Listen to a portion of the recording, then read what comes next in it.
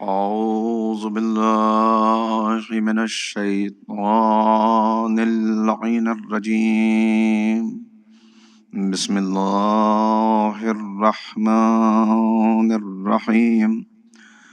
الحمد لله رب العالمين وبه نستعين وهو المعين والصلاة والسلام على سيد الأنبياء والمرسلين سيدنا ونبينا وشفيع ذنوبنا وطبيب قلوبنا وبالقاسم محمد اللهم صل على وآله الطيبين الطاهرين المعصومين المظلومين المنتخبين المنتجبين. أما بعد فقد قال الله تبارك وتعالى في كتابه المجيد وفرقانه الرشيد وقوله الحق. بسم الله الرحمن الرحيم. يا أيتها النفس المطمئنة ارجعي إلى ربك راضية مرضية فادخلي في عبادي وادخلي جنتي. صدق اللہ العلی العظیم. صلوات.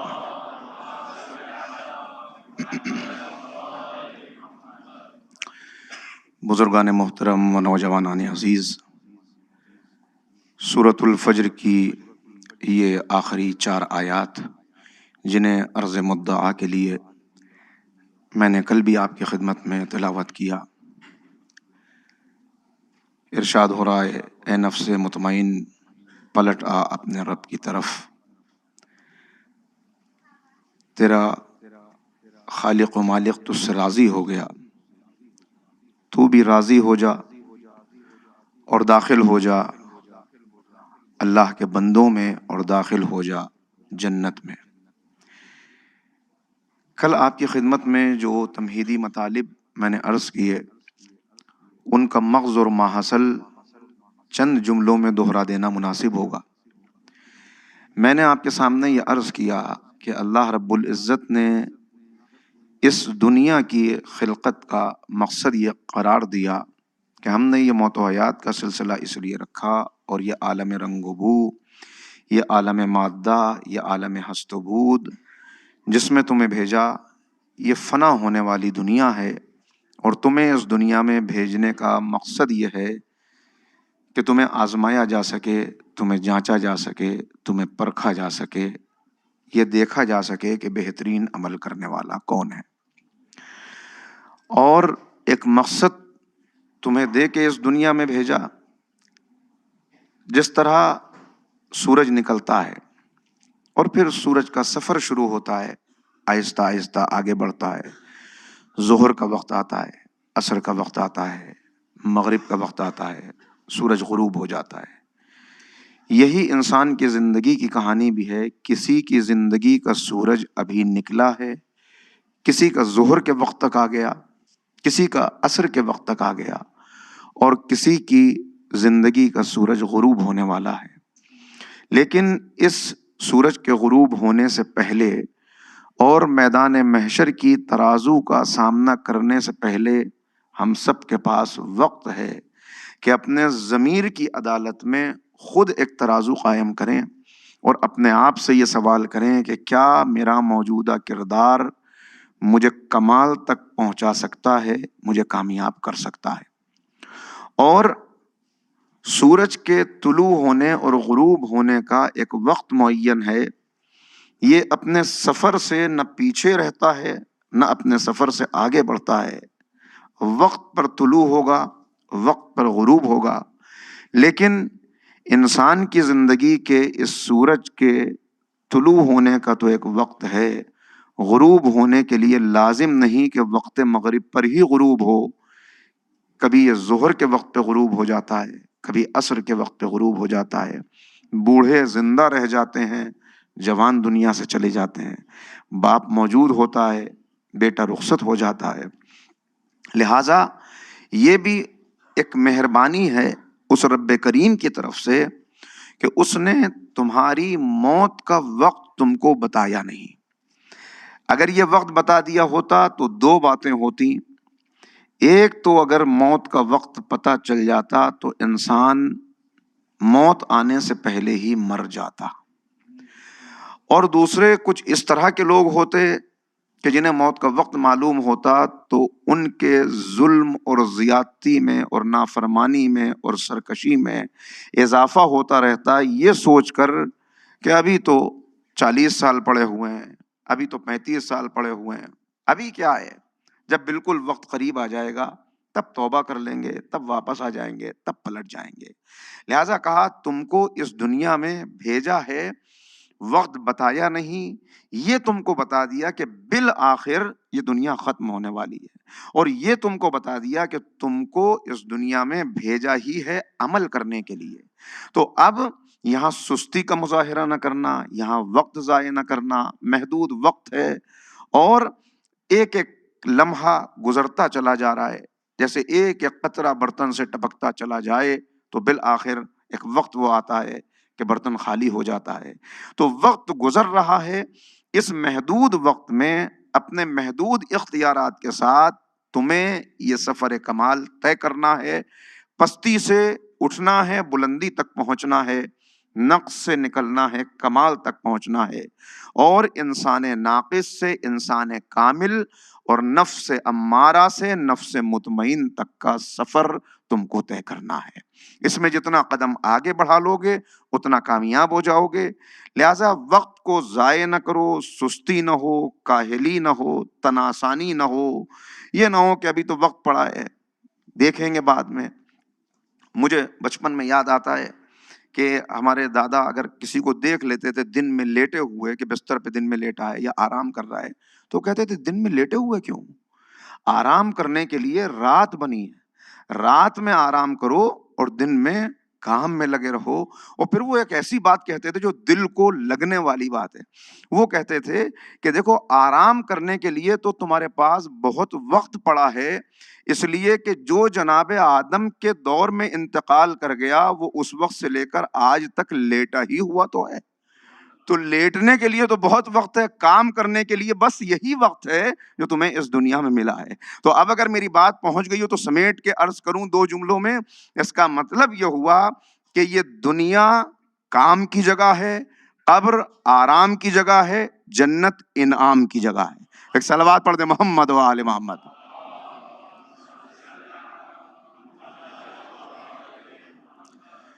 تو انسان کو غفلت کب آتی ہے؟ کل میں نے آپ کی خدمت میں جو 2-3 باتیں عرض کی اس میں ایک تو یہ عرض کیا کہ انسان جب اپنے آپ سے غافل ہو جائے اور خود شناسی کا سفر نہ طے کر پائے، اپنے آپ کو نہ پہچان پائے، تو یہ رب کائنات تک پہنچنے کا یہ سفر طے نہیں کر پاتا.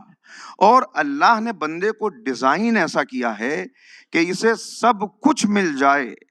دیکھیے بھوکے کے سامنے اگر آپ چاندی اور سونے کے سکے رکھیں تو وہ کہے گا ان کو ہٹا لو، مجھے تو 2 روٹیوں کی ضرورت ہے. جسے نیند آ رہی ہو اس کے سامنے آپ بہترین غذائیں رکھ دیں تو وہ کہے گا بھائی اس کی ضرورت نہیں ہے، تو مجھے تو بستر چاہیے، اس لیے کہ اب مجھ سے برداشت نہیں ہو رہا، اب میں کھڑا نہیں رہ سکتا، مجھے لیٹنا ہے، آرام کرنا ہے. تو انسان کو جب جس چیز کی ضرورت ہوتی ہے، جب اسے وہ چیز مل جائے تب اس کو سکون آتا ہے، تب اس کو قرار آتا ہے. اور آپ دنیا کی کوئی چیز اس کو دے دیں لیکن جس چیز سے سکون نہیں ملنا ہے اس سے سکون نہیں ملے گا. بس خطا کب ہوتی ہے کہ جب انسان تلاش تو کرتا ہے آرام اور نتیجے میں چاہتا ہے سکون. کاش کہ یہ بات پہنچا سکوں کہ ایک تو ہے آرام، ایک ہے سکون. دنیا میں ہر انسان سکون کی تلاش میں ہے، سکون مل جائے، سکون مل جائے. سکون کی تلاش میں آرام کے اسباب فراہم کر رہا ہے، بستر نرم ہو، زندگی ایسے گزرے. لہذا زیادہ سے زیادہ جمع کرنے کی کوشش کرتا ہے کہ جتنا میرے بدن کو آرام مل سکے اتنا زیادہ اسباب میں مہیا کر لوں، اور نتیجے میں چاہتا ہے کہ سکون مل جائے. سکون اور آرام کو اس نے سینونیم سمجھ لیا، ہم معانی سمجھ لیا. لہٰذا یہ بالکل ایسا ہے کہ جیسے چوٹ لگی ہو پیشانی پر اور دوا لگا رہا ہو گھٹنے پر، تو آرام کہاں سے آئے گا؟ عزیزو، سکون مل کیوں نہیں پا رہا؟ اس لیے کہ آرام کا تعلق بدن سے ہے، سکون کا تعلق روح سے ہے۔ جو چیزیں یہ جمع کر رہا ہے ان سب کا تعلق اس کے زمینی وجود سے ہے، جو کل عرض کیا ایک زمینی وجود ہے، ایک آسمانی وجود ہے، اور جب تک اس توازن کو برقرار رکھ کے دونوں کو ساتھ لے کے آگے نہیں بڑھے گا، اس وقت تک کامیابی کا یہ سفر طے ہو نہیں سکتا، یہ کمال اس کو حاصل ہو نہیں سکتا۔ لہٰذا معصوم فرماتے ہیں کہ مل کے صلوات پڑھیں تو آپ کی خدمت میں یہ حدیث عرض کرتا ہوں۔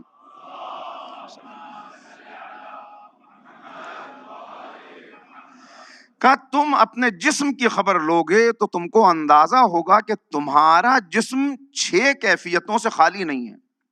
جسم میں 6 کیفیتیں ہیں، یا یہ جسم بیمار ہے یا صحت مند ہے، یا یہ سو رہا ہے یا جاگ رہا ہے، یا یہ زندہ ہے یا یہ مردہ ہے۔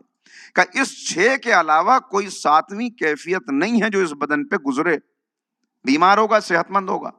کہ جب تم اپنے بدن کی ان 6 کیفیتوں کو سمجھ لو تب اس بات پہ غور کرنا کہ جیسے بدن کی یہ 6 کیفیتیں ہیں ویسے ہی روح کی بھی 6 کیفیتیں ہیں، یا وہ بیمار ہے یا وہ صحت مند ہے، یا وہ سو رہی ہے یا وہ جاگ رہی ہے، یا وہ زندہ ہے یا وہ مردہ ہے۔ کہ بالکل جب تمہیں اپنے جسم کا معلوم ہو کہ یہ بیمار ہے تو تم اس کو صحت کی طرف لانے کی کوشش کرتے ہو، جب معلوم ہے کہ سو رہے ہو تو ایک خاص مقدار کے بعد اب جاگتے ہو، جب معلوم ہو کہ انسان آہستہ آہستہ موت کی طرف جا رہا ہے جسم، تو انسان اس کو روکتا ہے اور زندگی کو ٹھہرانے کی کوشش کرتا ہے۔ کہ اگر تم نے خبر نہ لی تو جسم تو زندہ رہے گا، لیکن اگر خبر نہ لی تو ایک ہے تمہارا فالس آئی، ایک ہے تمہارا ریئل آئی۔ یہ فالس آئی یہ زمینی وجود ہے، ریئل آئی وہ اندر کی شخصیت ہے کہ جس کی وجہ سے ملائکہ کو حکم سجدہ دیا گیا کہ جب میں اس میں روح داخل کر دوں تب تم سجدے میں گر جانا۔ تو تم ملائکہ مسجود ملائکہ بنتے ہو اس روح کی وجہ سے جو امر ربی ہے۔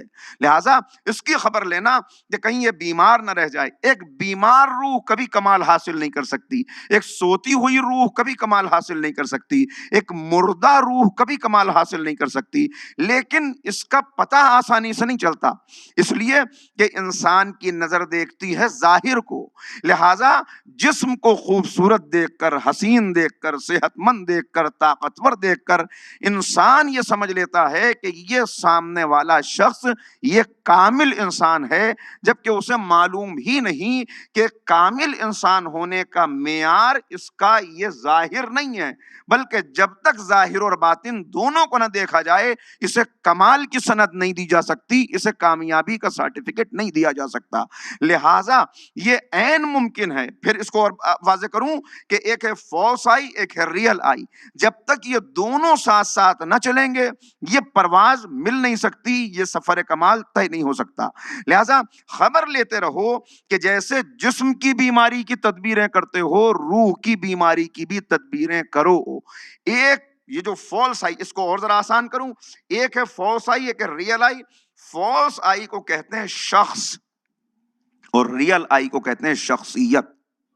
یہ عین ممکن ہے کہ ایک انسان شخص کے طور پر صحت مند ہو، شخص کے طور پر بیدار ہو، شخص کے طور پر زندہ ہو، مگر شخصیت کے طور پر جب دیکھا جائے تو بیمار بھی ہو، کمزور بھی ہو، سو بھی رہا ہو اور مردہ بھی ہو۔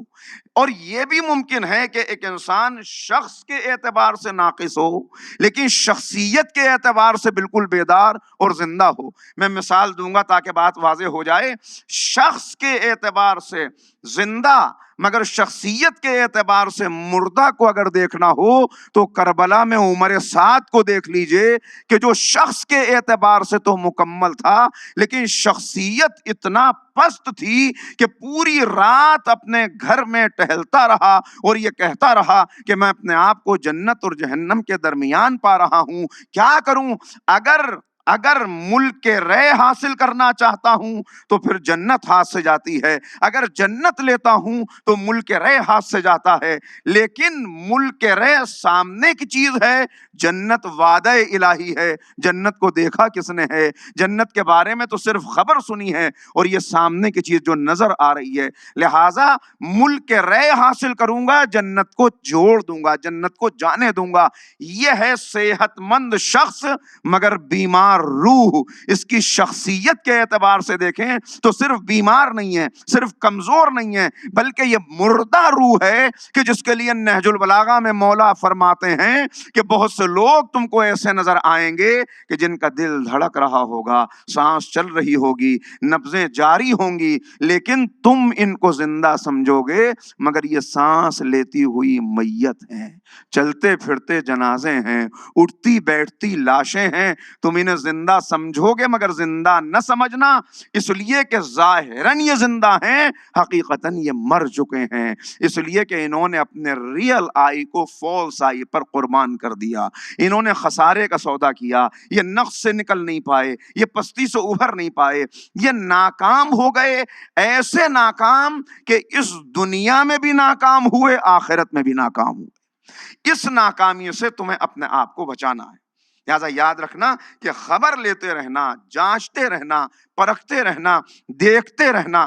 پھر ایک جملہ کہوں، بلکہ ایک بات آپ کی خدمت میں اور عرض کروں۔ ایک بہت امیر باپ، اس کا انتقال ہو رہا تھا، انتقال ہوا، اس سے کچھ لمحے پہلے اس نے اپنے بیٹے کو وصیت کی کہ اے میرے بیٹے، میں بہت بڑا پچھتاوا لے کے جا رہا ہوں۔ وہ پچھتاوا کیا ہے؟ کہ آج مجھے یہ پچھتاوا ہو رہا ہے کہ میں نے اپنی پوری زندگی کو اس بزنس کی نظر نہ کیا ہوتا، اور اس زندگی میں بزنس بھی کیا ہوتا، تجارت بھی کی ہوتی، مگر کچھ وقت تو نکالا ہوتا کہ جس میں میں اپنی خبر لیتا۔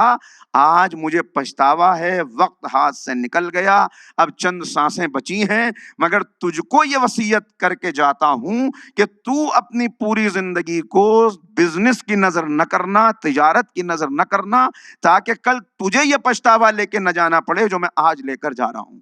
کیا اس کو کیا احساس ہو رہا ہے؟ اب جو اس کو احساس ہو رہا ہے اس کا ایک جملے میں بیان کر دوں کہ دنیا کا امیر اگر قبر کا فقیر بن کے گیا تو اس سے زیادہ گھاٹے میں کوئی نہیں ہے۔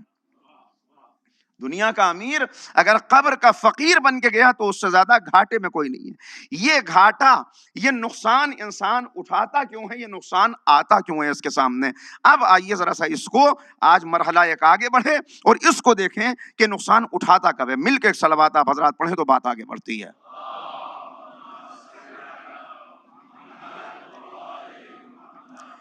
دیکھیے، میں نے آپ کی خدمت میں عرض کیا تھا کہ جب انسان اپنے آپ کو پہچان نہیں پاتا تب وہ ٹھوکر کھاتا ہے، تب وہ بہکتا ہے، اور تب شدید نقصان اس کو ہوتا ہے جس کا کوئی ازالہ نہیں کیا جا سکتا، جس کی کوئی بھرپائی بعد میں ممکن نہیں ہوتی۔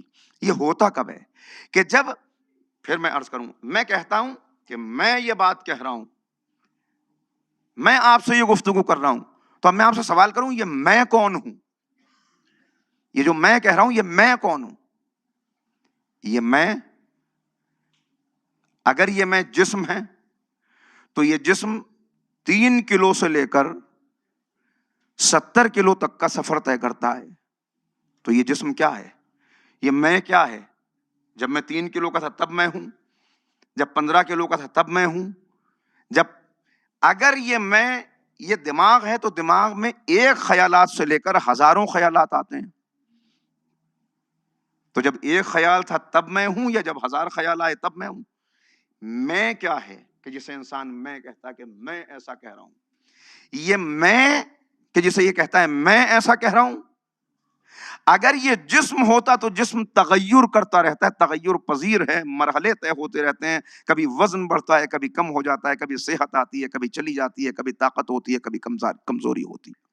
تو یہ میں کیا ہوں؟ اگر اس میں کو اس نے سمجھ لیا، اگر اس میں کے فریب میں آ گیا تو بس یہ انا کا اسیر بن کے رہ جائے گا، یہ ایگو کے اندر جال میں ایسا پھنسے گا کہ اس جال سے نکل نہیں پائے گا۔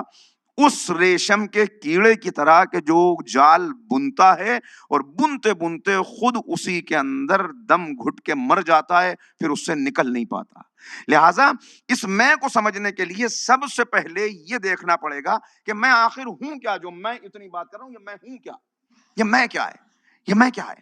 اب ذرا غور کیجئے، میں کیا ہوں؟ اس زمین پر پائے جانے والے 8 ارب لوگوں میں سے ایک میں ہوں۔ کیا ہے میری حیثیت؟ 8 ارب میں سے ایک میں ہوں۔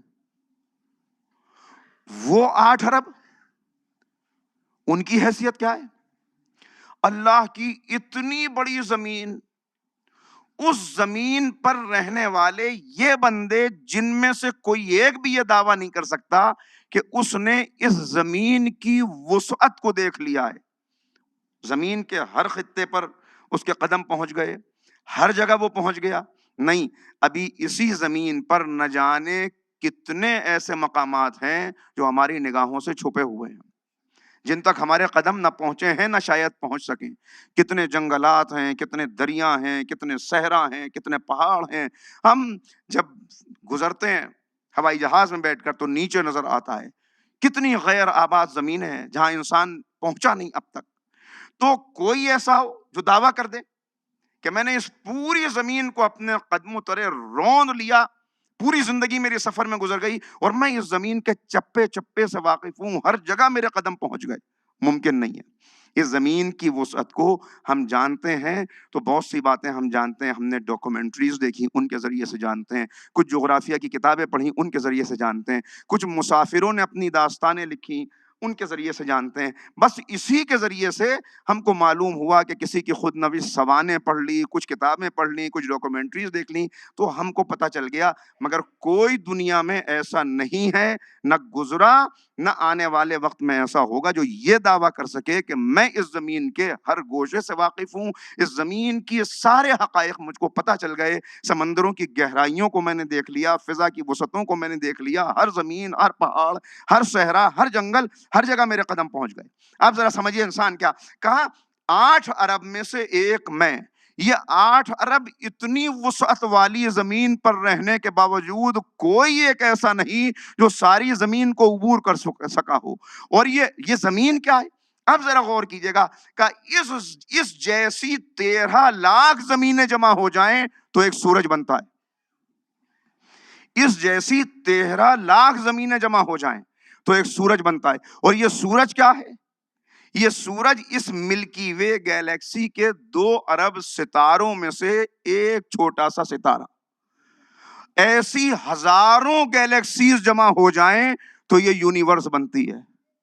یہ ایک یونیورس ہے، یہ ایک یونیورس ہے جس کے متعلق ہم گفتگو کر رہے ہیں، ہم جانتے ہیں، نہ جانے اتنی کتنی اور یونیورسز موجود ہیں جو ابھی ہماری نگاہوں سے چھپی ہوئی ہیں۔ اب تو سائنسدانوں نے بھی اس بات کا اعتراف کر لیا کہ یونیورس سے ملٹی ورس کا سفر ہے جو ہم طے کر رہے ہیں۔ اگر یہاں تک انسان پہنچ گیا تو اب اپنی عظمت سمجھے، اتنی بڑی یونیورس، اتنا بڑا سورج، اتنی بڑی زمین، اس زمین پہ رہنے والے 8 ارب لوگ، اس میں سے ایک میں، اور پھر میں یہ کہوں کہ میں 500 گز کا مالک ہوں، میں 1000 گز کا مالک ہوں، میں اتنے ایکڑ میں پھیلی ہوئی زمین کا مالک ہوں، یہ میری کیا حیثیت ہے؟ اب اس خالق نے کہا کہ جب تو نے اس یونیورس کو کچھ سمجھ لیا تو اب سمجھ کہ میں تیرا خالق میں کون ہوں۔ الحمدللہ رب العالمین، ان تمام عالمین کا مالک میں ہوں، اور اب میں تجھے بتاتا ہوں کہ تو کیا ہے۔ ایک چھوٹی سی زمین پر، چھوٹے سے مکان پر اپنی جان دینے والے، ذرا اپنی عظمت کو پہچان۔ ان تمام عالمین کو، اس پوری کائنات کو میں نے تیرے لیے خلق کیا ہے اور تجھے اپنے لیے خلق کیا ہے۔ صلوات پڑھ دیں محمد و آل محمد۔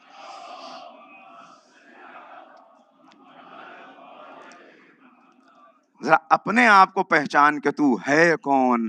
13 لاکھ زمینیں ملیں تو یہ سورج بنتا ہے.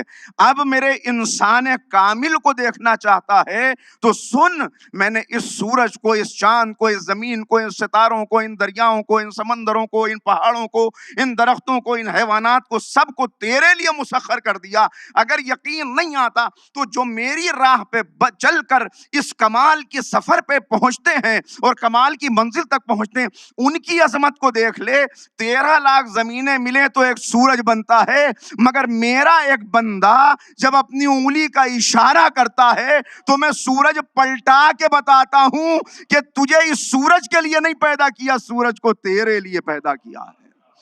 اور جب اتنا بڑا سورج پلٹ آئے تو کہیں یہ نہ سمجھ لینا کہ یہی سورج کا خالق ہے. لہذا اب مرد کامل کو پہچاننا کہ جو انگلی کے ناخن کے اشارے سے سورج کو پلٹائے گا, وہ پھر سجدہ کر کے بتائے گا کہ جب میری انگلی کی طاقت یہ ہے تو اسے سمجھ لے کہ جس کو میں نے سجدہ کیا وہ کتنا عظیم رب ہے. صلوات پڑھیں محمد والے.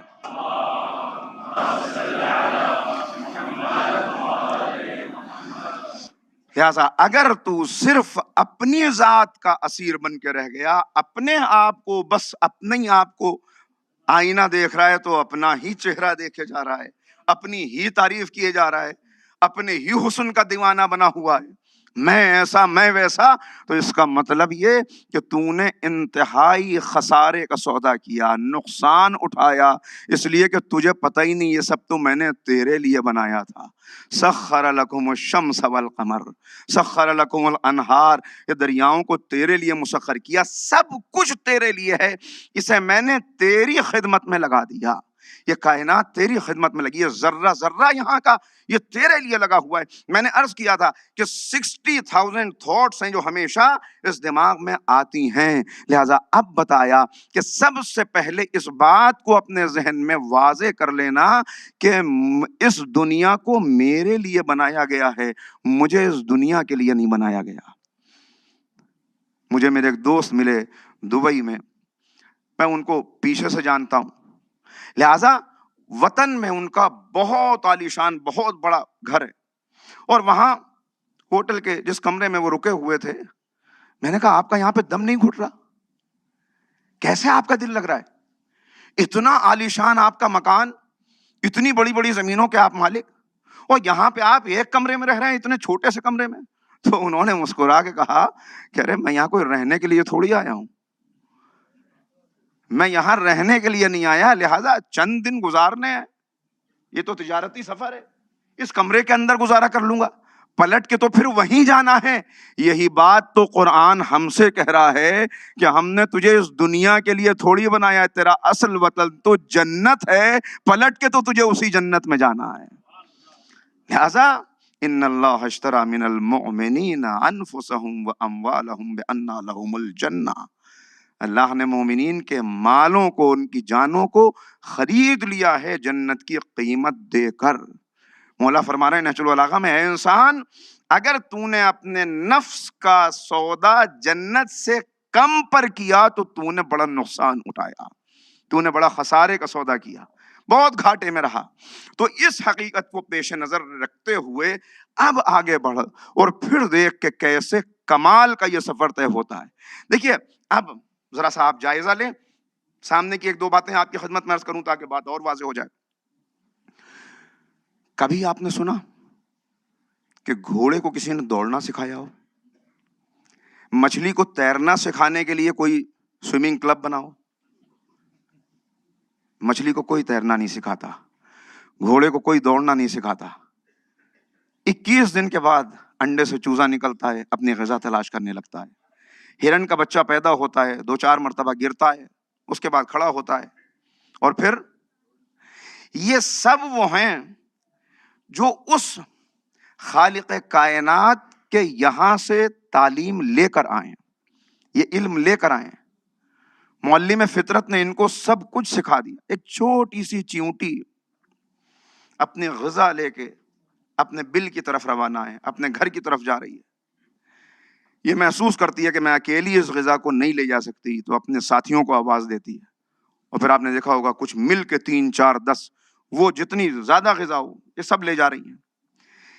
اس غذا کو لے جا کر یہ یوں ہی نہیں رکھتی بلکہ انہوں نے اس کو محفوظ کرنے کا پورا انتظام کر رکھا ہے. یہ ضروریات زندگی کا علم جو قدرت نے ان کو عطا کیا ہے. اور بالکل سامنے کی بات دیکھیے گا, آپ اس کے راستے میں کوئی رکاوٹ رکھ دیں, آپ اپنی انگلی لگا دیں جس راستے سے وہ گزر رہی ہو, تو فوراً اپنا رخ بدلے گی. پھر وہ دوسری طرف سے جانا چاہے آپ وہاں پہ بھی انگلی رکھ دیں.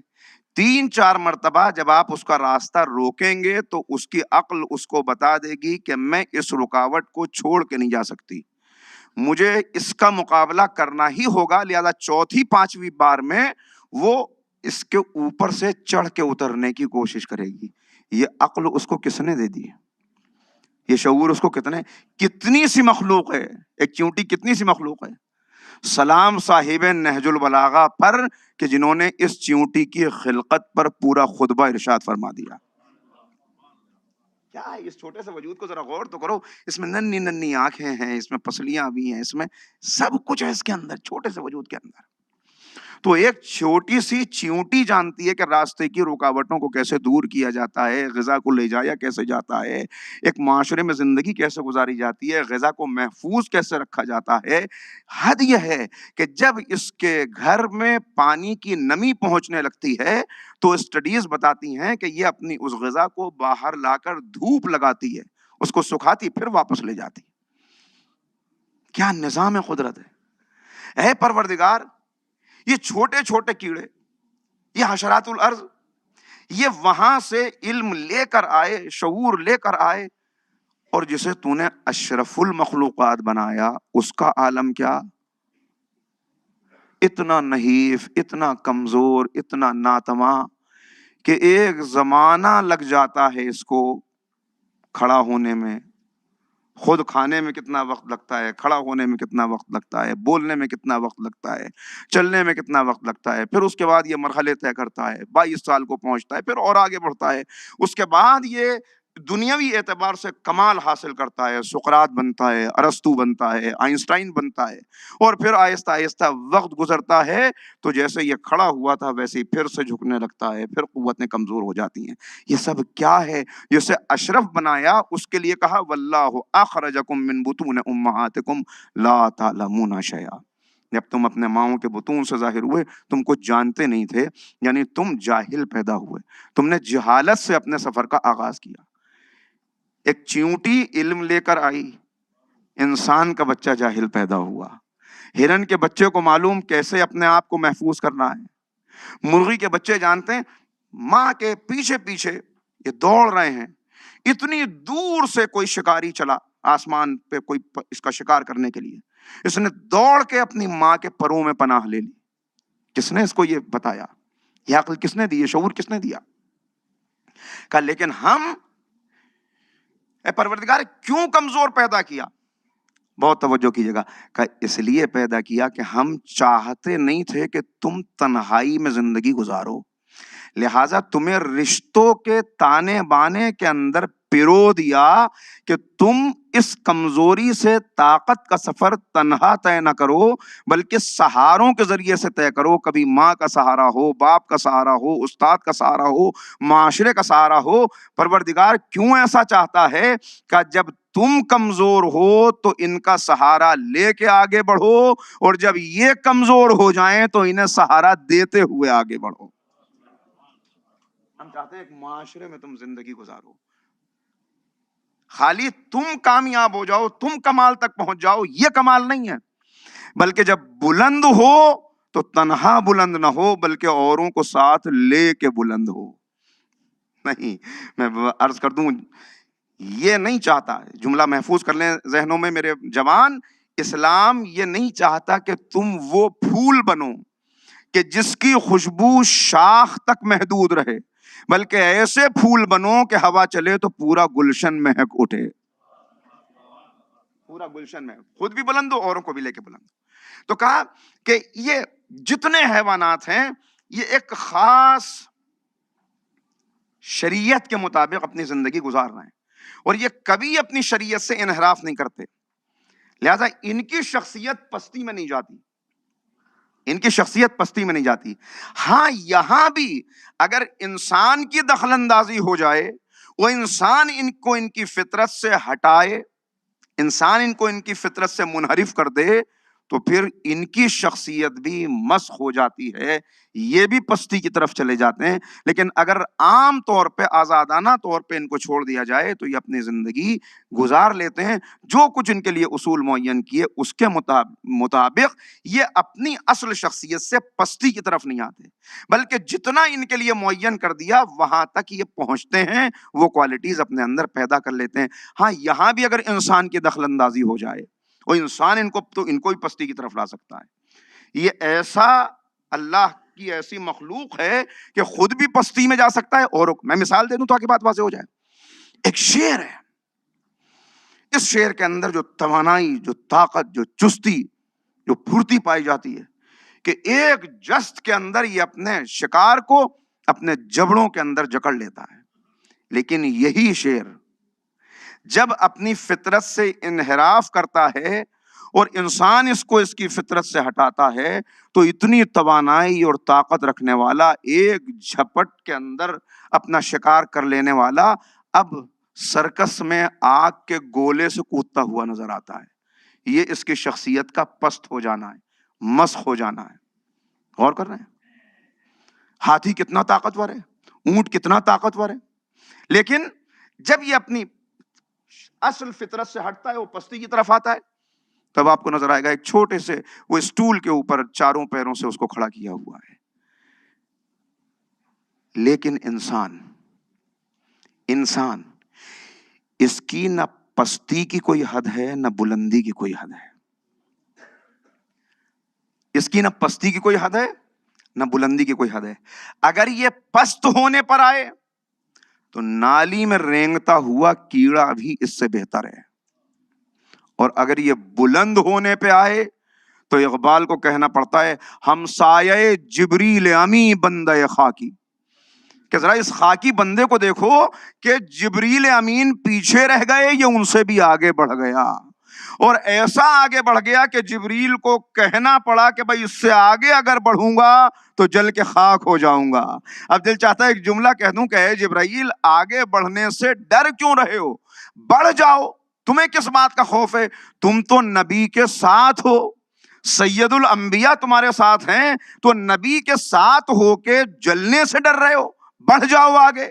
عجب نہیں جبریل جواب دیں کہ یہی راز تو تجھ کو بتانا چاہتا ہوں کہ نبی کے ساتھ ہونا جلنے سے نہیں بچاتا, اپنی حد میں رہنا جلنے سے بچاتا ہے. جو اپنی حد میں رہتا ہے, جو پہچان,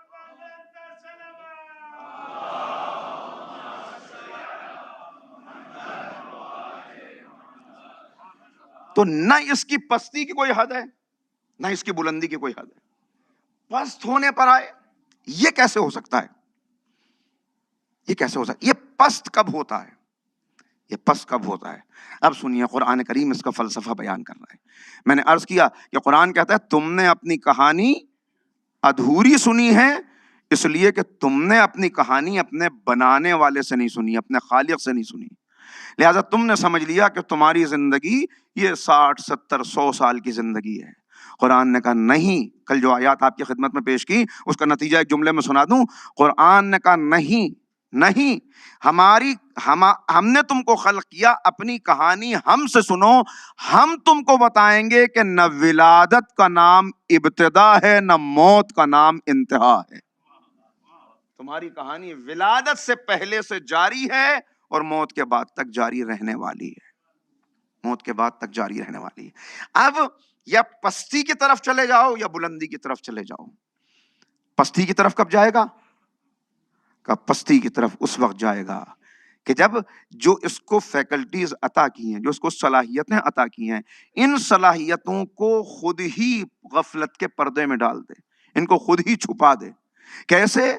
اب قرآن کریم نے آواز دی کہ لہم قلوب لا یفقہون بہا ولہم اعین لا یبصرون بہا ولہم آذان لا یسمعون بہا اولئک کالانعام بل ہم اضل. یہ چوپائے ہیں, چوپائے, بلکہ چوپائے نہیں, ان سے بھی بل ہم اضل, ان سے بھی پست. चौपाए से भी गिरे हुए, चौपाए से भी गिरे हुए। क्यों? लहुम कुलूबुन ला यफ़क़हून बिहा, इसलिए कि ये दिल रखते हैं मगर गौर व फिक्र नहीं करते, तफक्को नहीं करते, गहराई से सोचते नहीं है, जाहिर के अंदर जो बातिन छुपा हुआ है उसको नहीं देखते। समंदर के किनारे खड़ा हो के कोई आदमी कहे कि मैंने समंदर की हकीकत को समझ लिया, ए बंदे खुदा तू तो किनारे पे खड़ा है, जरा इसमें उतर के देख, तब तुझको पता चलेगा कि इसकी हकीकत को पा लेना तेरे बस की बात नहीं है। तो जाहिर को देखकर, सतह पर बह आई हुई मौजों को देखकर यह दावा करने लगे कि मैंने समंदर की हकीकत को समझ लिया। यह है इसकी कमी, यह है इसकी गफलत। कहा कि दिल आंखें रखते हैं मगर देखते नहीं, कान रखते हैं मगर सुनते नहीं। क्या अबू लहब देखता नहीं था? अबू जहल सुनता नहीं था? देखता था, सुनता था। क्या वो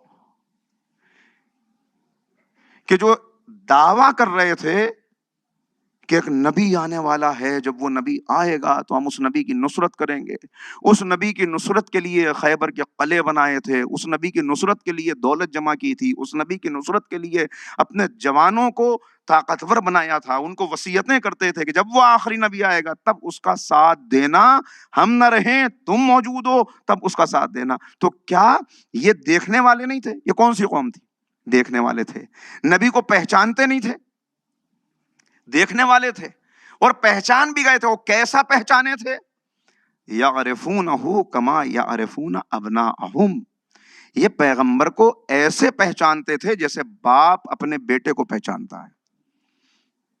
लेकिन उसके बावजूद देखते थे, सुनते थे, लेकिन इन आंखों से देखकर, इन कानों से सुनकर बस यहीं तक महदूद रह जाते थे। लिहाजा अब क्या कहा? उलाइका कल अनआम, ये चौपाए हैं, चौपाए। अच्छा देखिए, ये भी अर्ज करूं आपकी खिदमत में कि इनको सिर्फ जानवर नहीं कहा कि जानवर हैं जानवर, बल्कि जानवरों में भी अलग अलग तरह के जानवर हैं। इनको चौपाए क्यों कहा? चौपाए यानी ये भैंस, बकरी, भेड़, बस ये हैं। क्यों कहा? बहुत तवज्जो करें, अरबाब फहम व दानिश मौजूद हैं। कुरान करीम बार बार दावत फिक्र देता है कि गौर करो, गौर व फिक्र करो। क्यों इनको चौपाया कहा? देखिए, जानवरों में एक बिल्ली भी है, परिंदे दूसरे, ये जानवर, बिल्ली और इस किस्म के जितने जानवर हैं, इनके रिफ्लेक्सेस बहुत तेज होते हैं। जरा सा आप उसकी तरफ देखें तो फौरन वो, यानी अपने माहौल से इतना बाखबर होते हैं कि जरा इनकी तरफ कदम बढ़ाइए तो फौरन ये होशियार हो जाते हैं, फौरन ये चौकन्ने हो जाते हैं, फौरन ये दौड़ लगा देते हैं, फौरन ये अपने आप को महफूज कर लेते हैं, अपने आप को बचा लेते हैं। कहीं शाख पर बैठे हुए कव्वे को देखिए और आप जरा सा पत्थर उठाएंगे, वो फौरन होशियार हो जाएगा कि मेरे ऊपर हमला होने वाला है वहां से। लेकिन ये गाय, भैंस, बकरी, भेड़, ये कैसे चौपाएं? ये कैसे जानवर हैं? ये ऐसे जानवर हैं, सड़क पर बैठी हुई है, गाड़ियां गुजर रही हैं, मगर इसका बस मुंह चल रहा है, ये जुगाली में मशगूल है। इसको सिवाय खाने के, सिवाय घास के, सिवाय जुगाली के कुछ नहीं इसको फर्क पड़ रहा कि बराबर से कौन चला गया, गाड़ियां आ रही हैं, अपने माहौल से बिल्कुल बेखबर। बस इनको एक चीज नजर आ रही है, अपनी ग़िज़ा, हरी हरी घास। अब कुरान करीम सुनिए कि क्यों कह रहा है चौपाए हैं। का ये चौपाए इनको इसलिए कहा जा रहा है कि इंसानों में अक्सरियत उन लोगों की है कि जिन्हें सिवाय अपने पेट के कुछ नजर ही नहीं आता, सिवाय ग़िज़ा के कुछ नजर नहीं आता, और कुछ भी होता रहे, माहौल कुछ भी हो, हालात कुछ भी हो, जमाना कहीं भी बढ़ रहा हो, इन्हें किसी की फिक्र नहीं है, तो बस सर झुकाए हुए मशगूल हैं अपने ग़िज़ा में। अजब बात इनके लिए मौला कह रहे हैं नहजुल बलागा में। जरा एक सलवात मिल के पढ़ें तो मैं ये जुमला आपके सामने बयान करूं।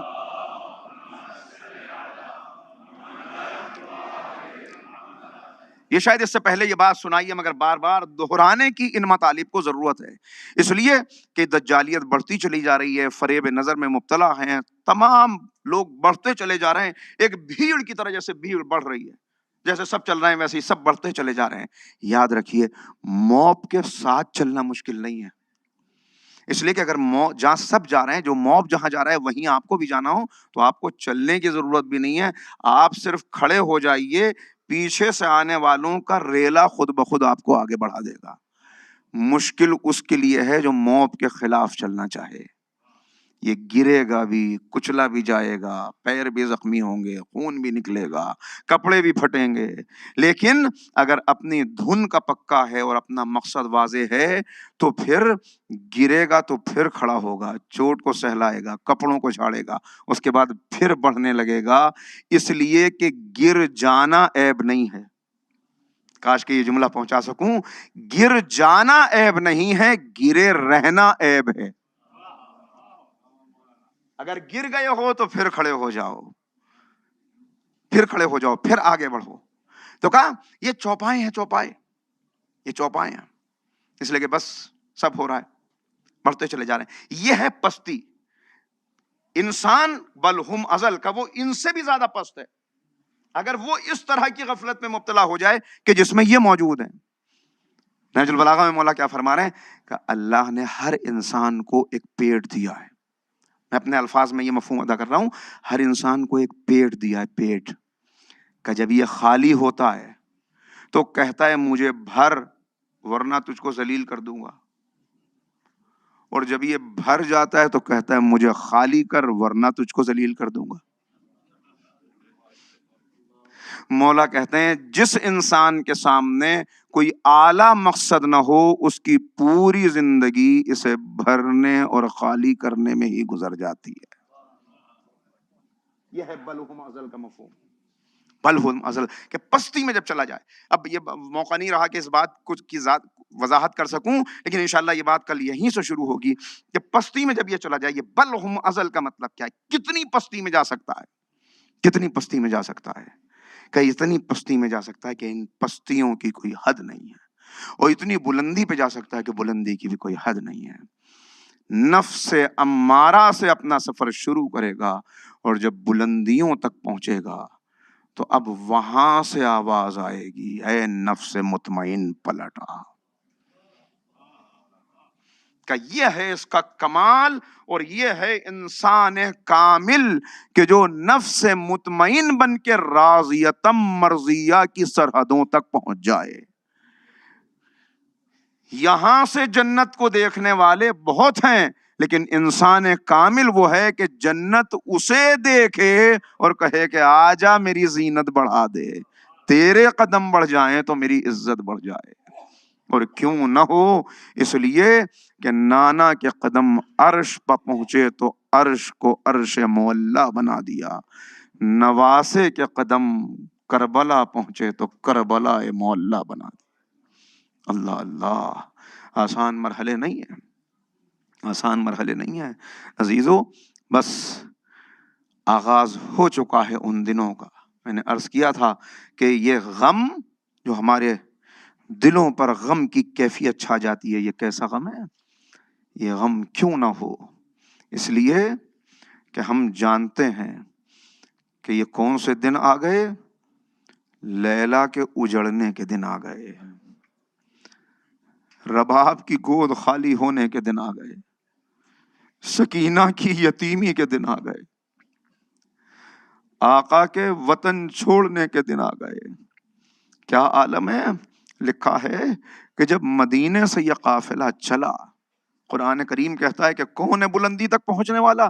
کہ الذین آمنوا وہاجروا وجاہدوا فی سبیل اللہ، جو اللہ کی راہ میں جو ایمان لاتے ہیں، ہجرت کرتے ہیں، جہاد کرتے ہیں، اعظم درجۃ عند اللہ، اللہ کے نزدیک ان کے درجات بہت بلند ہیں، یہی ہیں کمال حاصل کرنے والے۔ یہاں ہجرت بھی ہے، جہاد بھی ہے، ایمان کی راہ میں عظیم قربانیاں بھی ہیں۔ عزیزو، آسان نہیں ہوتا وطن کو چھوڑنا۔ جو وطن سے دور ہیں ان سے پوچھئے کہ وطن کی محبت کیا ہوتی ہے، اور اب سمجھیے گا کہ جس کا سب کچھ اسی وطن میں ہو، نانا کا روزہ بھی یہاں ہے، ماں کی قبر بھی یہاں ہے، بھائی کی تربت بھی یہاں ہے، جس کا سب کچھ یہاں ہے۔ یہی وہ گلیاں ہیں کہ جہاں نانا نے ناقہ بن کے دوش پہ سوار کیا ہے، یہی وہ مسجد ہے کہ جہاں سجدے کو طول دیا مگر شہزادے کو اتارا نہیں۔ ساری یادیں ہیں جو یہاں سے وابستہ ہیں، ذرہ ذرہ اس وطن کا دامن کھینچ رہا ہے، مگر حسین کو وطن چھوڑنا ہے۔ عجب عالم ہے، راوی بیان کرتا ہے کہ ایک عجیب کوہرام تھا، ایک عجب عالم تھا۔ نواز رسول وطن چھوڑ کے جا رہے تھے، کہا میں محلہ بنی ہاشم کی طرف بڑھا تو میں نے عجب عالم دیکھا، اونٹوں کی قطاریں موجود تھیں، ان کے اوپر عماریاں سجی ہوئی تھیں، پردے لگے ہوئے تھے۔ کہا بنی ہاشم کے جوان حضرت عباس کی قیادت میں سب کو پکار کے کہہ رہے تھے کہ دور ہو جاؤ، اس لیے کہ علی کی بیٹیاں وطن چھوڑ رہی ہیں، علی کی بیٹیوں کو وطن چھوڑنا ہے۔ راوی کہتا ہے عجب روایت ہے، کہا میں نے دیکھا کہ آقا حسین کرسی پر بیٹھے ہوئے تھے اور ہر منظر کا معائنہ کر رہے تھے، کہ اتنے میں نے دیکھا کہ پردہ اٹھا، ایک بی بی گھر سے باہر آئی، ایک محجبہ ایک حجاب میں بی بی باہر آئی، کہ ان بی بی کا باہر آنا تھا کہ آقا نے آواز دی اکبر اپنی ماں کو سوار کرو۔ میں نے پوچھا کون؟ پتا چلا یہ ام لیلہ ہیں۔ اکبر آگے بڑھے، ایک اور بی بی آئی، یہ مادر قاسم ام فروا ہیں۔ قاسم آگے بڑھے، ایک ایک بی بی آئی، کہ ایک بی بی جو آئی تو عباس آگے بڑھے، پتا چلا یہ ام کلثوم ہے۔ کہ پھر میں نے دیکھا کہ ایک بی بی جو پردے کے پیچھے سے آئی تو حسین اپنی کرسی سے اٹھے، ادھر سے عباس آئے، ادھر سے اکبر نے قدم بڑھایا، سب جمع ہوئے۔ میں نے کہا یہ کون بی بی؟ کہ یہ علی کی بڑی بیٹی زینب ہے، یہ ثانیہ زہرا ہے، یہ وطن چھوڑنے کا منظر ہے۔ میں اتنا کہوں گا اے عباس، آج تو بیویوں کو یوں سوار کرایا، مگر 11 محرم کو ذرا کربلا میں آ جانا، یہی بیویاں ہوں گی، بازو بندھے ہوں گے، ناقے بے کجاوا ہوں گے۔ آزادارو قافلہ چلا اور اس کے بعد مکے آقا نے مکے قیام کیا، 4 مہینے 9 دن مکے کے اندر گزارے۔ مکے سے قافلہ چلا، بس آخری منظر مکے سے قافلہ چلا، مقام زبالہ پہ یہ قافلہ تھا کہ ایک مرتبہ آقا کی بے چینی بڑھی۔ ایک مرتبہ کا کوفے کی طرف سے کوئی آتا ہو تو ذرا خیریت معلوم کریں کہ کوفے میں سب خیر بھی تو ہے۔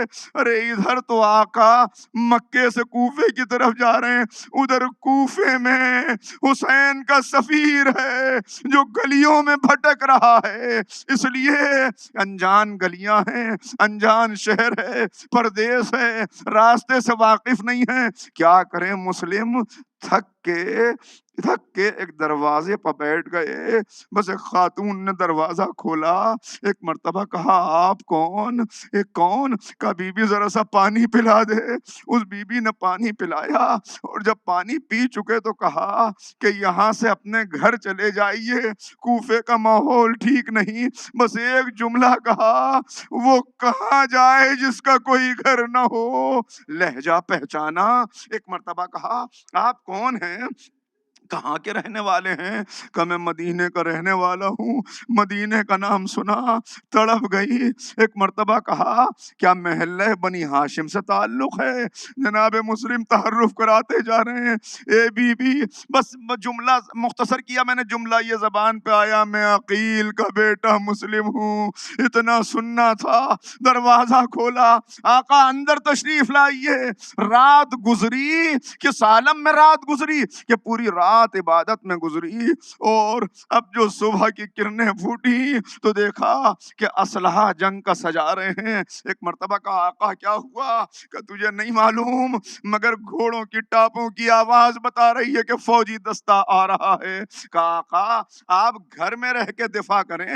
کہا نہیں، گھر میں رہ کے دفاع نہیں کروں گا، یہ بے حیا فوج گھر میں داخل ہو جائے گی، مجھے منظور نہیں کہ تیری بے حجابی ہو، میں اتنا کہوں گا اے آقا آپ کو طوا کی بے حجابی منظور نہیں، یہی کوفے کی گلیاں ہوں گی، علی کی بیٹیاں بے مخنہ و چادر انہی گلیوں میں منادی کی ندائیں ہوں گی۔ واہ غربتا، لیجئے میں نے مختصر کیا، جنگ ہوئی، گرفتار کیے گئے، دارالامارہ کی بلندی پہ پہنچے، ایک مرتبہ کا مجھے وصیتیں کر لینے دو، ایک وصیت تو یہ ہے کہ میں مقروض ہو گیا، میرا قرضہ یہ زرہ بیچ کے ادا کر دینا، دوسری وصیت یہ ہے کہ میرے آقا کو پیغام بھیج دینا کہ یہاں نہ آئیں، کوفیوں نے دغا کی، اور تیسری وصیت یہ ہے میری شہادت کے بعد میرے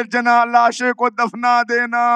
ارے مسلم کو کیا خبر تھی کہ بعد میں کیا گزرے گی، بس ایک مرتبہ تلوار علم ہوئی، آقا نے رخ کیا، السلام علیکہ یا ابا عبداللہ، ادھر حسین کرسی سے اٹھے، علیکہ السلام اے عباس اے اکبر، آقا کیا ہوا؟ کہا میرا مسلم پہ تلوار چل چکی، ادھر کوفے سے کچھ مسافر آئے، قریب بلاؤ۔ ارے کوفے کی خبر کیا ہے؟ کہا آقا جب ہم کوفے سے چلے تو لاش مسلم کے پیر میں رسی باندھ کر کوفے کی گلیوں میں کھینچا جا رہا تھا۔ یہ سنا، انا للہ و انا الیہ راجعون۔ آخری جملے، ایک مرتبہ آواز دی، مسلم کی ایک بیٹی ہے جس کا نام عاتقہ ہے، کچھ نے عاتقہ نام لکھا، کچھ نے کچھ اور۔ ایک مرتبہ جناب زینب سے کہا عاتقہ کو بلاؤ، عاتقہ کے سر پہ ہاتھ رکھا، اپنے سینے سے لگایا، پیشانی کا بوسہ لیا، کانوں میں گوشوارے پہنائے، خاندان رسالت کی بچی تھی۔ ایک مرتبہ کا آقا میرے بابا کی خیر تو ہے، حسین نے سینے سے لگا کے کہا اب میں تیرا بابا ہوں، بس یہ دو کاش یہ منظر سکینہ نے نہ دیکھا ہو، اس لیے کہ یہ تصور رہے گا جب کوئی یتیم ہوتا ہے گوشوارے پہنائے جاتے ہیں، مگر ہائے یتیمہ حسین، ادھر حسین گھوڑے سے گرے، ادھر شمر آگے بڑھا، تماچے، ارے اس طرح گوشوارے اتارے کہ کانوں کی لمیں پھٹ گئیں۔ بچی نے دریا کا رخ کر کے کہا اے چچا عباس واپس آ جا، سیعلم الذین ظلموا ایا منقلب ینقلبون، انا للہ و انا الیہ راجعون۔ بار الہ اس عبادت کو اپنی بارگاہ میں قبول فرما، اہل بیت کے چاہنے والے جہاں جہاں ہیں جان مال عزت و آبرو کی حفاظت فرما۔ بار الہ دفاع حق کے لیے جو مومنین جہاں جہاں پر کھڑے ہوئے ہیں ان کے بازوؤں کو قوت حیدری عنایت فرما، دشمنان اسلام کی سازشوں کو انہی کی طرف پلٹا دے۔ بار الہ علماء کرام مراجع اعظام کی حفاظت فرما، بیماروں کو شفاء کاملہ واجلہ عنایت فرما، بزرگوں کو قوت و توانائی اور طول حیات عنایت فرما۔ معبود امام کے ظہور میں تعجیل فرما، ہمیں امام کے انصار و ایوان میں شمار فرما۔ ربنا تقبل